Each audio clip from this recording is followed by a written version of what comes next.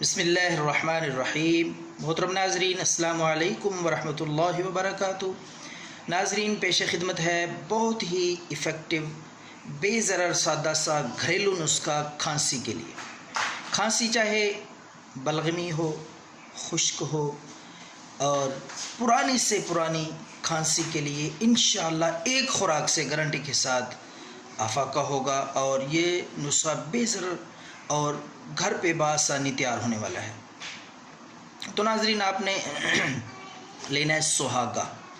یہ ایک دیسی چیز ہے، پنسار سٹور سے ملے گی، اکثر گھروں میں موجود ہوتی ہے۔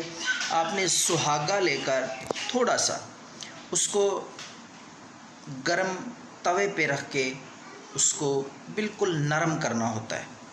اس کو توے پہ رکھ کے تھوڑی دیر کے لیے تھوڑا سا ہلائیں تاکہ وہ بالکل نرم آٹے کی طرح ہو جائے، راہ کی طرح ہو جائے۔ تو یہ آپ کا کھانسی کا نسخہ تیار ہے۔ میں آپ کو بتاتا ہوں یہ آپ نے لینا کس وقت ہے، اس کا مقدار، طریقہ اور مکمل اس کی تفصیل میں آپ کو بتاتا ہوں۔ تو ناظرین، آپ نے رات کے وقت جب آپ نے سونا ہے، تاکہ اس کے بعد آپ کوئی اور چیز نہ کھائیں، تو رات کو سونے سے پہلے تھوڑا سا لے کر ایک چٹکی، ایک چمچ شہد میں آپ نے مکس کر کے